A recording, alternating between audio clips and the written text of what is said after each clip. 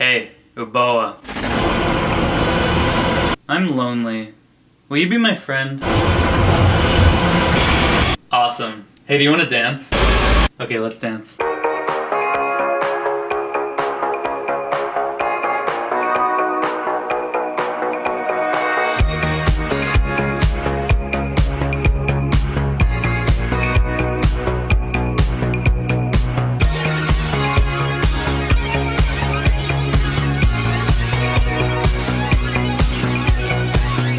Who am I kidding? This is cardboard. I don't have any friends.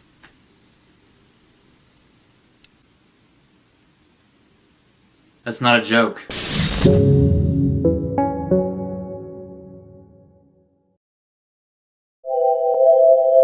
YUME NIKKI is my favorite video game of all time in the whole world, ever.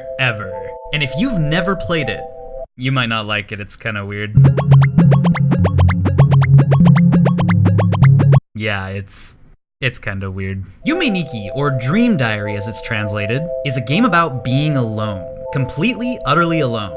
In an apartment, with a bed, a TV, and a really exciting looking rug. I'm a very sad person. It's a free downloadable surreal exploration game made in RPG Maker, released way back in 2004 by the mysterious Japanese developer Kikiyama, who no one's ever seen before. They could be a man, they could be a woman, or they could be dead, because they actually haven't been heard from on the internet in years. That wasn't supposed to be a joke. I have no idea what I'm doing on YouTube and everything I say sounds like a joke. When it comes to the free downloadable games on the internet scene, YUME NIKKI is actually pretty huge. In fact, it's often considered to be one of the most influential games ever made in RPG Maker, having spawned countless spin-offs, fan games, fan theories, a huge fan-made sequel, and even having an influence on games that would come out years later. Like Undertale. Cute little things to hold up in videos. So why is YUME NIKKI so popular? Well, it isn't exactly Undertale popular. It never was, and it probably never will be because, well, it's odd and it's not for everyone.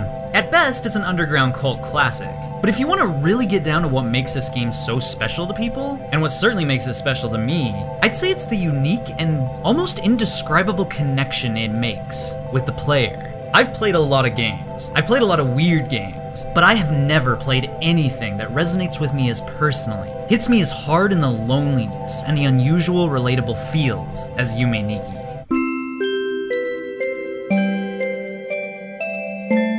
YUME NIKKI follows the story of a young woman named Marotsuki, who lives in a small apartment and apparently never opens her eyes. You start the game here free to move around, but if you try to leave out the front door, Marotsuki shakes her head.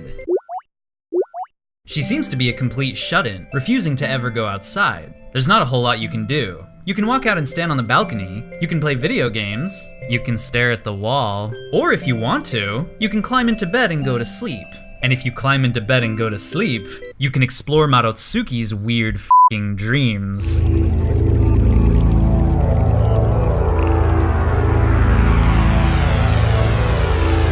I like the one with the psychedelic shield-wielding people that goes...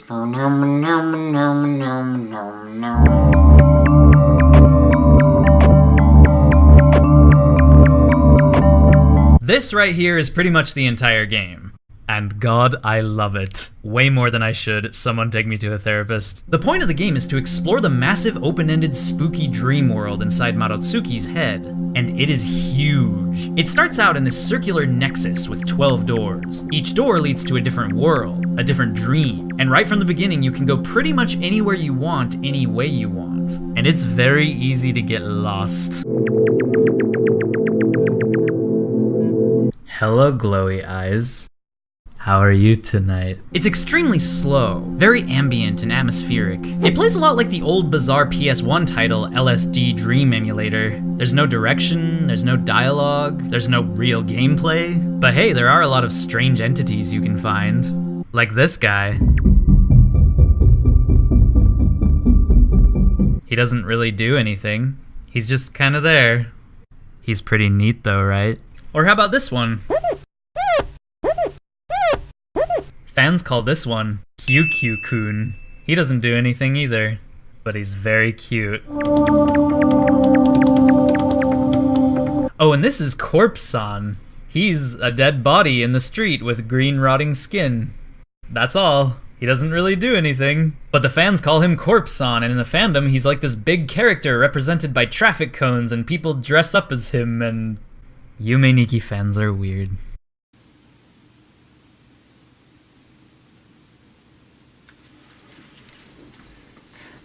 I was pretending to be QQ because I'm lonely and I have nothing else to do. There is a goal to the game, too. The goal is to actually collect items called effects that are scattered about the landscapes. You can use the effects when you find them, like the bicycle effect, which will make you move faster, or the knife effect, which will let you kill things, or the poop hair effect, which will give you poop hair. Everything makes perfect sense now. My favorite thing about Yume Nikki is that, despite being so big and so unusual and having so many different crazy looking things in it, the whole game is completely wordless. There's no clear story, no clear reason. It's all just about the things you see, and the way you interpret the things you see. Marotsuki is one of the only words in Yume Nikki, because when you make a game with RPG Maker, you're required to enter a name for the main character.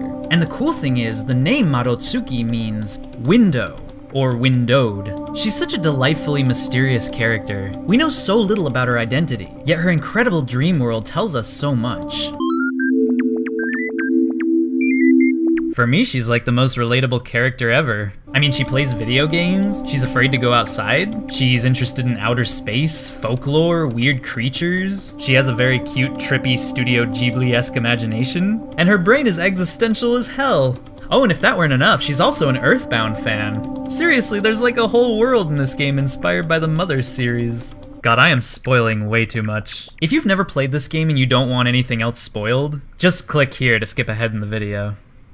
But I think what gets me most about Marotsuki is the fact that she chooses to be alone. There are a lot of theories about this game as to why Marotsuki locks herself away and sleeps all the time. There are theories about the corpse in the forest possibly being her dead boyfriend, or dead husband, or maybe dead father. There are theories that she's depressed and doesn't fit in with the rest of the world. And of course, there are theories that she's the survivor of a violent rape. Because that always happens in RPG Maker games. The rape theory is actually a pretty convincing one. You see a lot of things in her dreams, like uterus-shaped monsters, these odd bloody organ things, and creatures that might suggest Marotsuki doesn't like being touched, followed, or trapped. Oh, and of course, there's also Uboa. Who totally came before W.D. Gaster, by the way. I swear to God, if I hear one more person on the internet say, Uboa looks like Gaster from Undertale, I'm gonna turn the lights off in Poniko's room. If that was you on the phone and you on the bus, then who was flickering the lights?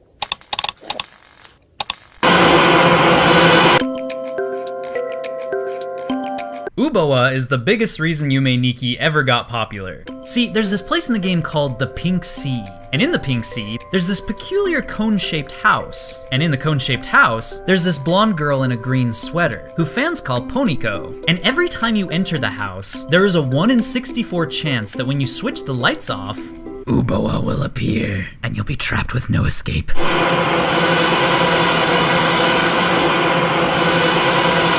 To me, it looks like Uboa just wants a cuddly friend.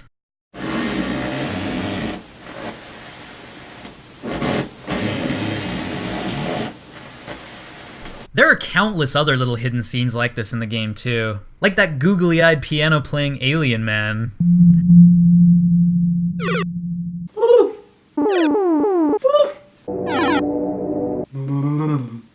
If I had to pick my favorite scene, and trust me, there's a lot of them, it might be the rooftop garden. There's this one part where you can climb this long staircase that extends into the sky. And when you get to the top, there's this comforting, tranquil rooftop garden, full of expressionless people all standing on the edge and staring at a beautiful, distant city skyline.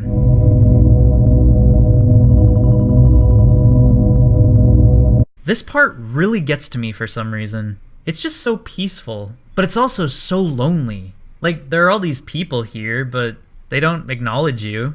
You're just alone. But if there's anything that gets to me more, it's the ending of the game. Yep, there is an ending to Yume Nikki. If you manage to collect all the effects and drop them on the floor in the Nexus, Marotsuki wakes up from her dream and then she jumps off the balcony of her apartment. I mean, maybe she's still dreaming when this happens. Who knows? Loneliness is a complicated problem. People are lonely in the world for a huge number of different reasons. I mean, some people are lonely because they're unliked. Some people have social anxiety issues and struggle to make friends. Some people have other debilitating problems like schizophrenia or panic attack disorder or PTSD from traumatic events in their past. There's even the hikikomori, a Japanese term for young adults who withdraw from society and almost never leave their homes, despite having no known mental illnesses or reasons to do so. And me? Well, I have anxiety, but my main issue is that I've always chosen to be alone. I can interact, and it's important to interact. I mean, it's been scientifically proven we need other people in our lives, and being alone at all times will drive us insane. But whenever I'm around other people, I often feel disconnected. I feel like an alien, bored by reality, daydreaming, stuck in my mind. And that's why I love this game. When I was a teenager, I used to just lie in my bedroom with the lights turned off all the time. I would listen to ambient music, pretending I was somewhere else. But nowadays that's too depressing for me for some reason. So maybe I'll just dance.